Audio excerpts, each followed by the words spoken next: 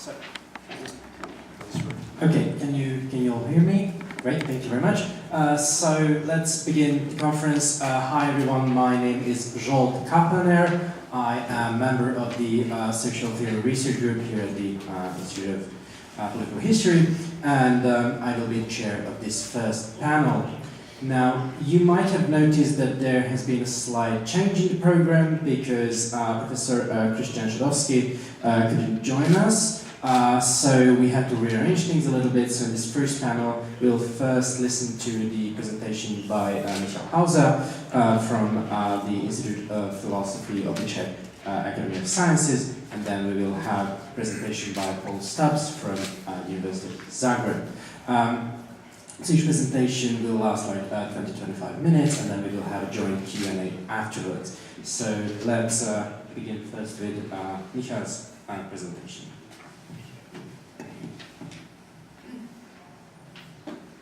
So thank you for invitation and for running the conference of current concern, I must say.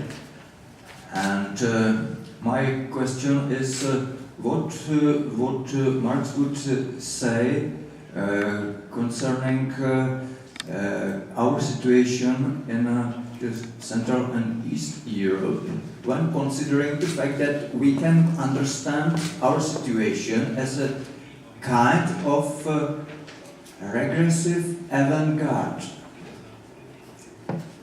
So, Alain Badiou talked in his Prague speech that the left-wing men and women in West country, especially in France, would expect that the countries in Central and East Europe would become a kind of progressive avant-garde after 1989. Alain Badiou thought about the fact that Central and East Europe countries could continue with modernization, which hadn't been capitalist one, but that could be modernization without ossified state socialism. That was Badiou's thesis. So the first view of the countries in Central and East Europe was that these countries could bring a progressive avant-garde in this sense.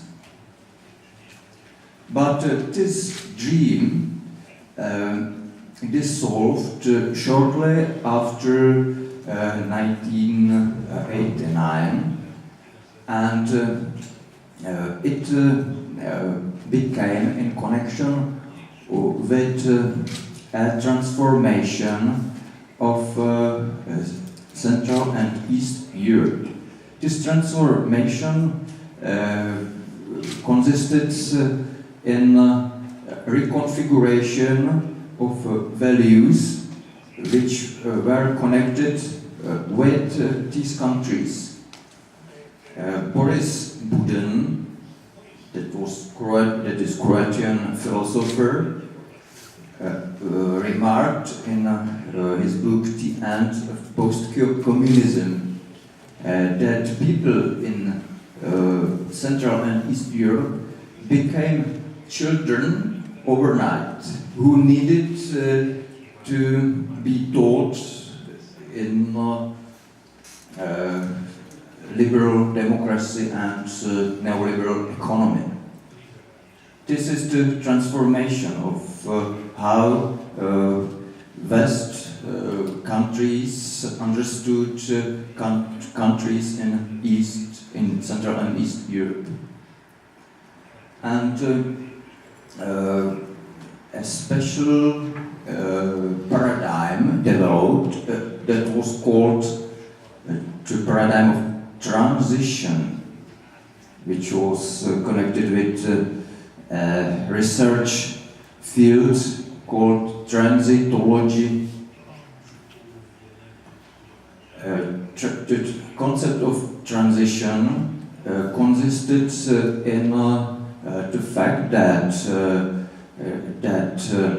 people in East and in Central and East Europe needed to be taught, and this idea told us that our countries were inferior in comparison with Western countries. A complex of inferiority developed here. When we analyze the paradigm of transition, we can find very easily that this paradigm contained some elements of colonialist doctrine. It's some elements of classical colonialism, which can be seen to be an idea that there is countries that should teach other countries in democracy.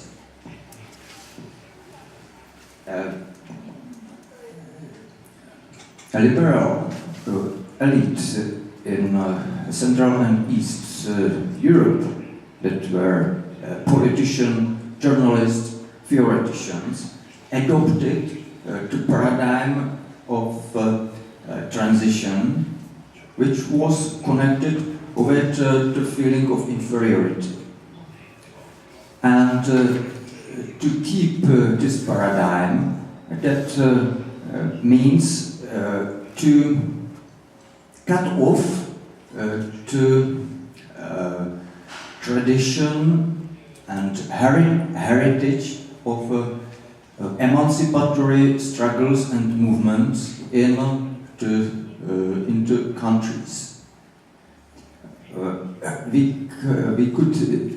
We can see that people in the Czech Republic who were proponents of this stance tried to undermine the heritage of the Prague Spring 1968 in the Czech Republic.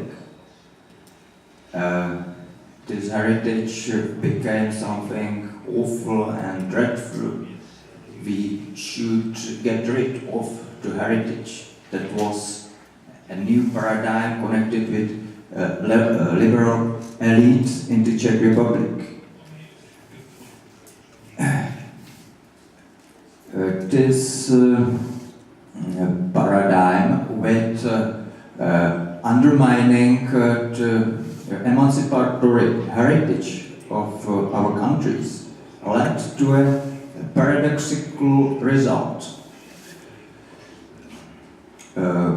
If we consider liberal democracy as being based on the principle of the rule of right and on the principle of universalism of citizenship, then we can say that in countries of Central and East Europe hasn't been developed these two principles. So, in a simple way, in the Czech Republic, Poland, Hungary, and so on, the universalism of citizenship and the rule of right hasn't been developed so far. And this is a consequence of a paradigm of transition, paradoxical consequence. This is due to the fact that the heritage of emancipatory tradition, such as the Prague Spring, for instance, in the Czech Republic, had been underestimated, and the politics in the countries in Central and East Europe suffered from being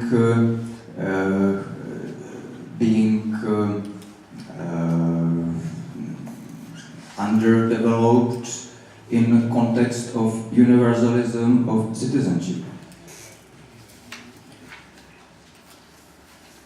This is the problem which we are facing in our situation. The Hungarian philosopher, Marxist Gábor spoke about this disintegration of universalism of citizenship as an explanation of so-called post-fascism. I would connect this integration to demise of universalism of citizenship with another kind of analysis. And I would say that disintegration or failure of constituting universalism is needed to connect with neoliberalism. What I mean by this, neoliberal capital is an economical regime that can be understood to have fragmentary effects. This is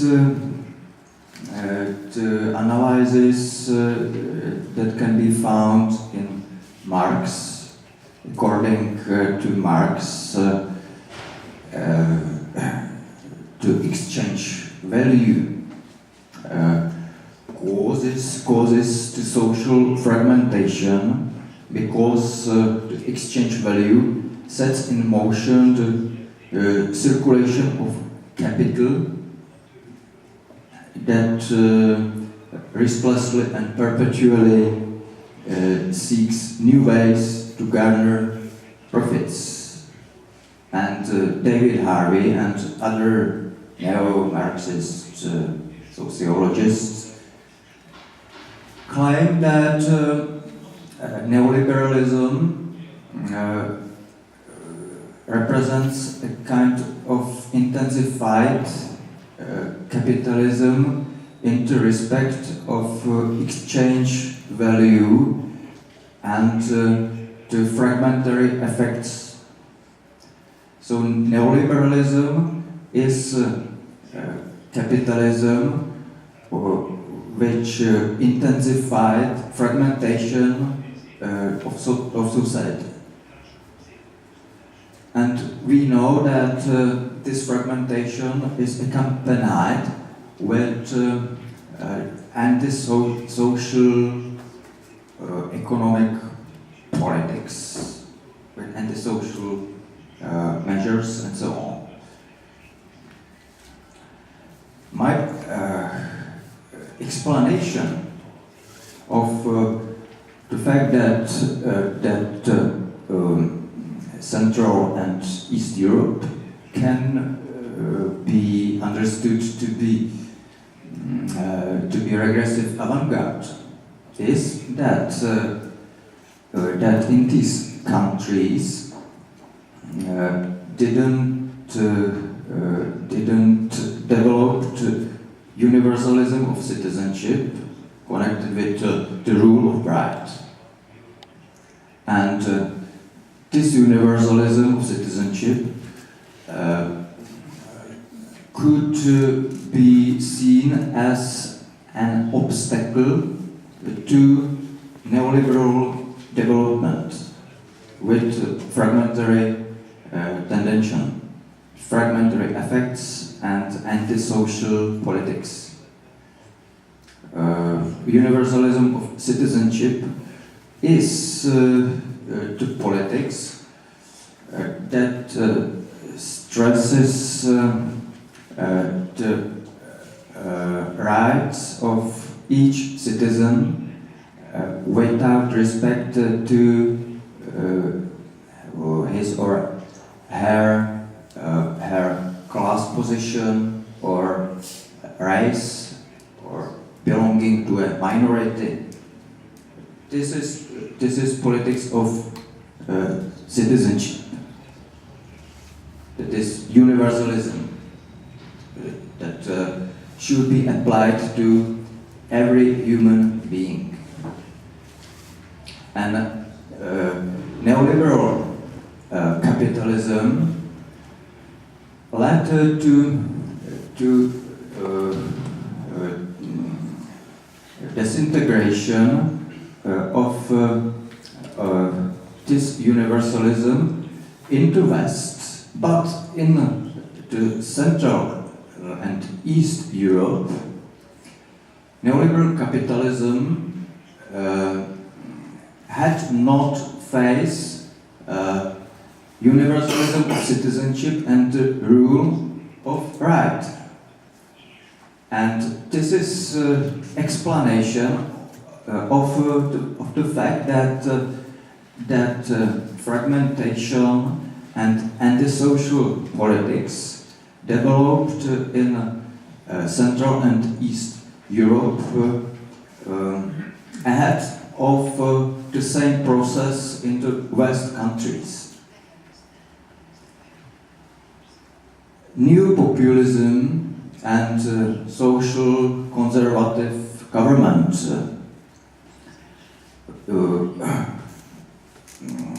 had great successes in voting, in election, in countries such as Poland and Hungary.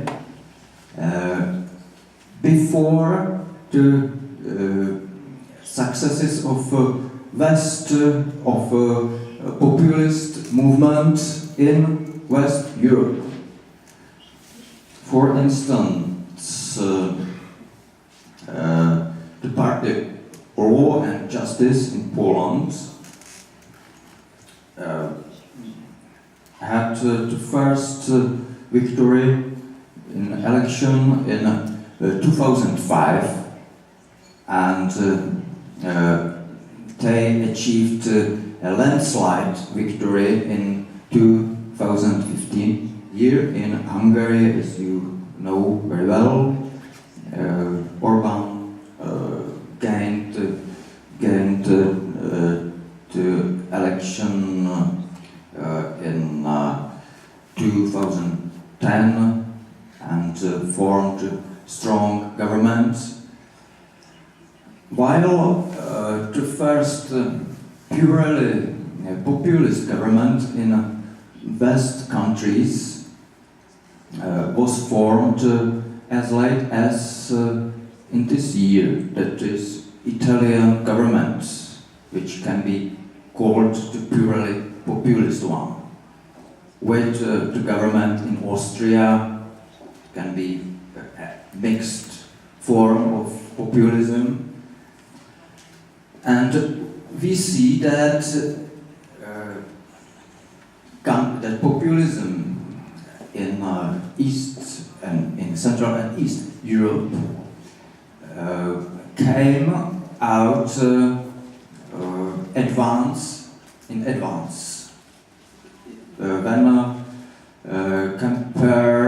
when comparing it with the development in the West countries. And this can be explained by the fact that in Central and East Europe didn't develop universalism of citizenship and the rule of right. This is my thesis. And we can ask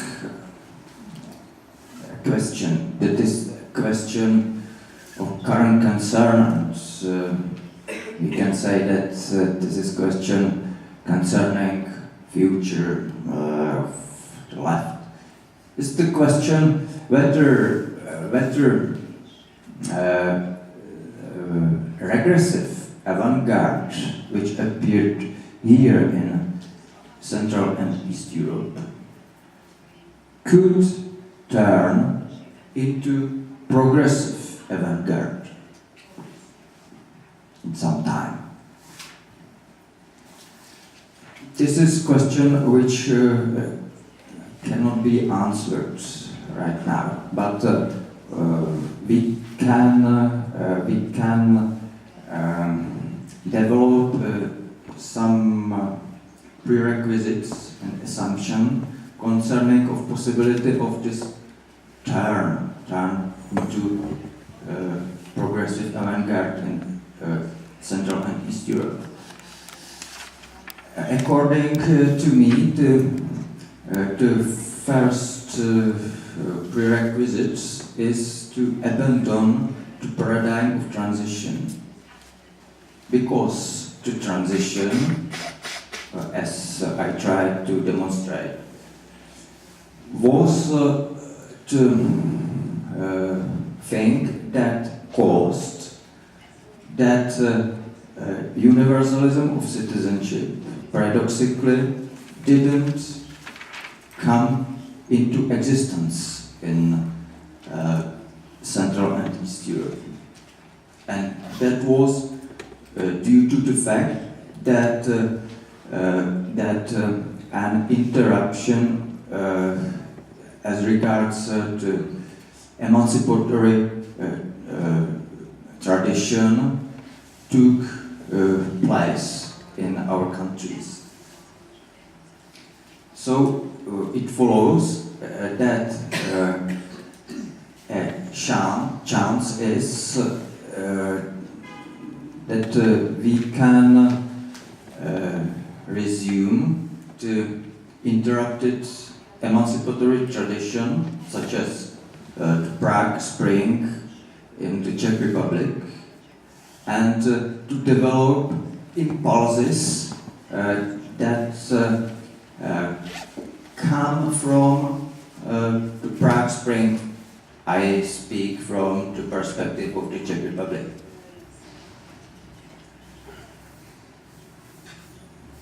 And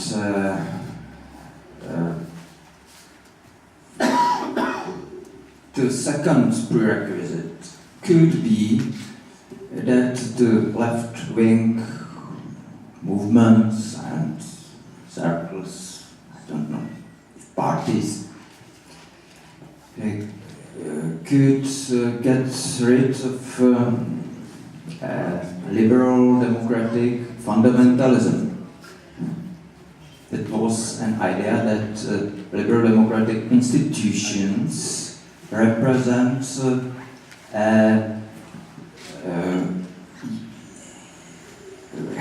universal, neutral political and value frame, which is devoid of class content.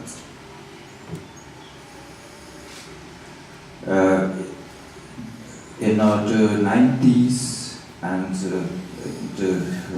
at the beginning of the new century, many cases of corruptions and rigged system in the countries in Central and East Europe appeared, which can be seen to be signs of the fact that the institutions expressed some class interests. If we use the notion of class in a post-communist society.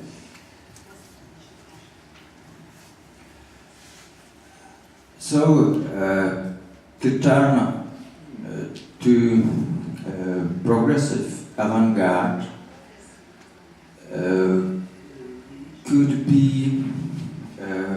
be learned by the experience of the previous social development, beginning with 1989, and this may be our specific experience, which West left-wing movements and politicians lack to some extent. So my conclusion is that this question must remain open, whether this turn into progressive avant-garde and Romanist Europe is possible, but it shouldn't be underestimated. Thank you for your attention.